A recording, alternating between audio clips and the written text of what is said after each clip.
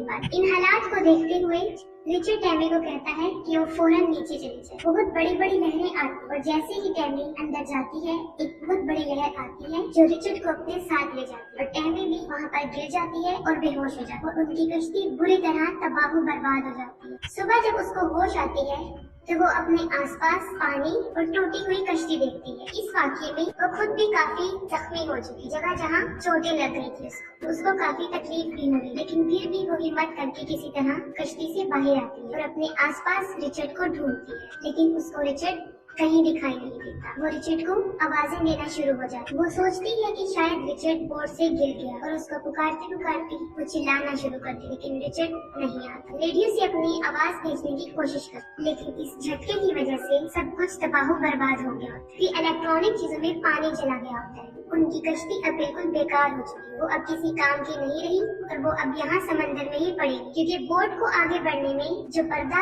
मदद करता है वो बुरी तरह बर्बाद हो चुका होता है। उस पर्दे के बगैर भी कश्ती आगे मूव नहीं कर सकती। वो बहुत सैड होती है क्योंकि रिचर्ड को वो खो चुकी है। वो अपने से कुछ फासले पर एक छोटी बोट देखती है। वो बोट जो उनकी बोट पर पड़ी होती है और साथ में उसको ये भी महसूस होता है कि उस बोट के साथ शायद रिचर्ड भी है। वो छोटी बोट उनकी कश्ती से काफी दूर होती। अगर वो अपनी बोट छोड़ के जाती तो वो उनसे दूर निकल जाती, इसलिए उसको अकेले छोड़ना अक्लमंदी नहीं। वो सोचती है कि अब उसे क्या करना चाहिए। वो इर्द गिर्द देखती है, उसको एक बहुत बड़ा पर्दा नजर आता है जो बिल्कुल उसी पर्दे की तरह होता है जो कश्ती को आगे बढ़ने में मदद। वो उसको लगाने की काफी कोशिश करती, क्योंकि वो काफी मुश्किल काम था और उसमें एक इंसान से वो लग नहीं सकता, उसके लिए ज्यादा लोगों की जरूरत पड़ती। लेकिन टैमी फिर भी हिम्मत नहीं हारी और मुसलसल उसको लगाने की कोशिश कर और आखिर वो कामयाब हो जाती है। उस पर्दे को हवा में लहरा दी। उसके बाद वो कश्ती को उस छोटी कश्ती की तरफ लेकर जाना शुरू कर दी। जैसे ही उसकी बोट उस छोटी कश्ती की तरफ जाती है वो फौरन रस्सी उठाती है, खुद को उस रस्सी से बांधती है और समंदर में कूद जाती है और फिर वो छोटी बोट की तरफ पहुंच जाती है। वो देखती है कि वहाँ पर रिचर्ड है जो बहुत जख्मी हालत में और बहुत मुश्किल से उसकी जान बच गई, क्योंकि जितना वो जख्मी हो चुका था उसका बचना नामुमकिन था। एमी उस रस्सी के सहारे दोबारा कश्ती में आती है और रिचर्ड को भी साथ ले आती है। वो उसको बोट में लिटाती है और वो देखती है कि उसकी टांग पे काफी गहरा जख्म है, लेकिन इससे भी ज्यादा खतरनाक बात ये थी कि उसकी सारी पसलियां टूट चुकी, लेकिन फिर भी उसकी जान बच जाती और टैमी को हौसला मिल जाता कि अब वो अकेली नहीं, अब उसके साथ रिचर्ड भी वहाँ मौजूद। वो काफी उम्मीद होती। वो जख्मी पाँव पे पट्टी करती है और उसके बाद वो सोचती है कि यहाँ से कैसे निकला जाए।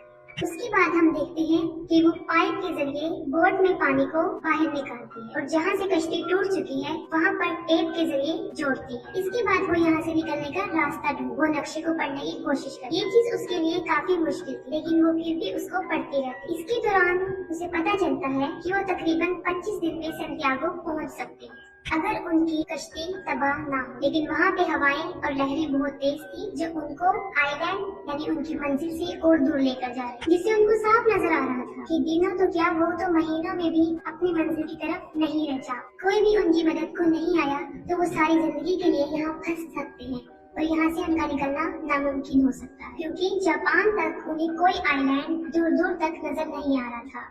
अपनी कश्ती में मौजूद जितना भी खाना होता है एमी उन सबको इकट्ठा करती, क्योंकि यकीनन वो उनके पास बहुत थोड़ा रह गया होता है। ज्यादा से ज्यादा 14 या 15 दिन का खाना मौजूद था। यहाँ पर जो उन्हें सबसे ज्यादा मसला पेश आ रहा था वो पानी का था। उनके पास पीने का पानी नहीं था, क्योंकि शायद लहरों के टकराने से उनका वाटर प्रेशर टूट चुका था और पानी आना बंद हो गया था। लेकिन उनके पास थोड़ा बहुत पानी था जिस पर वो अपना गुजारा चला रहे थे। ये हालात, ये दिन उनके ऊपर एक इम्तिहान की तरह गुजर रहे, क्योंकि वो एक ऐसी जगह पर मौजूद थे जहाँ पर ना फिशर्स आते हैं और ना कोई सियाह, क्योंकि वो किनारे से इतना दूर थे कि आम इंसान उनको सोच भी नहीं सकता। वो ऐसा महसूस करते हैं कि अब वो यहाँ से कभी भी नहीं जाए। वो यहाँ पर गुम हो गए और सच में वो यहाँ पर गुम हो चुके। उन्हें अपनी मौत साफ दिखाई दे रही। एक तो वो समंदर में फंस गए थे ऐसी जगह पर जहाँ पर उनका बचना नामुमकिन है, और दूसरा खाने पीने की तरफ उनका खाना भी दिन ब दिन कम होता जा रहा है। और जो सबसे बड़ी प्रॉब्लम ये थी कि टैमी वेजिटेरियन, टैमी बहुत परेशान होती है, इस पर रिचर्ड उसको समझाता है कि हमारे पास खाना कभी भी खत्म नहीं हो सकता अगर तुम समंदर से मछलियाँ पकड़ती। और ऐसा करने पर टैमी साफ इनकार कर देती है, लेकिन उसके बाद वो फिर भी कोशिश करती है, लेकिन हर बार नाकाम हो जाती है। टैमी को अपनी गलती का एहसास होता है, वो रिचर्ड से माफी मांगती। रिचर्ड तो बेचारा किसी काम की काबिल ही नहीं था कि वो बुरी तरह जख्मी हो चुका था और उसकी हड्डियां भी टूट चुकी थी। बारिश आ जाती, इस पर टैमी बहुत खुश हो जाती और खुशी से चिल्लाने लगती है। और उनके पास जितने भी बर्तन मौजूद होते हैं वो सबको उन बारिश के पानी से भर लेती है। लेकिन उनके जिंदा बचने के लिए ये चीज काफी नहीं थी, उनको खाने के लिए भी चीजें चाहिए थी। दिन ब दिन उनकी हालत खराब से खराब तर होती जा रही है। वो दोनों लेटे होते हैं। टैमी को दूर एक बोट नजर आता है, एक बहुत बड़ा बोट। वो फौरन फायर करती है। वो फायर से उनको बुलाने की कोशिश करती है, लेकिन वो लोग बगैर उनको लिए वहाँ से चले जाते, क्योंकि वो सोचते हैं कि यहाँ पर कश्ती हो ही नहीं सकती। उन्हें वहाँ रहते रहते तकरीबन 20 दिन गुजर चुके और उनकी हालत बदतर से बदतर होती जा रही है। और टैमी उसी चीज का शिकार हो रही है जो आपको मूवी शुरू होने के स्टार्ट में बताया था, यानी हेलुसिनेशन, धोखा, फरेबनेस। टैमी अपने अंदर अजीबोगरीब तब्दीलियां महसूस कर रही। वो महसूस कर रही थी कि वो पागल होती जा रही है और उसको अब यकीन हो गया था कि अब वो यहाँ से बचकर नहीं निकलेगी और यहीं पर उनकी मौत हो जाए। उनके पास वाइन्स की कुछ बोतल्स थी जिस पर वो अपना गुजारा चला रहे थे और अपने पेट को भर रहे थे। टैमी काफी मेहनत करती और रिचर्ड को बचाने के लिए वो काफी स्ट्रगल करती। उस कश्ती में रहते रहते उनको तकरीबन 40 दिन बीत जाते। टैमी बहुत हेलुसिनेट करने लगी, क्योंकि आपको हमने बताया था कि उसको रिचर्ड ने भी ये बात बताई थी कि कोई शख्स अगर समंदर में ज्यादा अरसे के लिए रहता है तो उसके साथ ऐसा होने लगता है, उसको हर चीज धोखा फरेब नजर आने लगता है। और इन सब हालात से टैमी भी गुजर रही। वो ये बात, क्योंकि रिचर्ड तो कब से मर गया था जब उनकी कश्ती डूबी थी, ये सब उसको हेलुसिनेशंस की वजह से हो रहा था, क्योंकि वो काफी शॉक थी और काफी स्ट्रेस की वजह से उसके साथ ये सब हो रहा था, क्योंकि वो इस सदमे से बाहर ही नहीं आ रही थी कि वो रिचर्ड को खो चुकी है।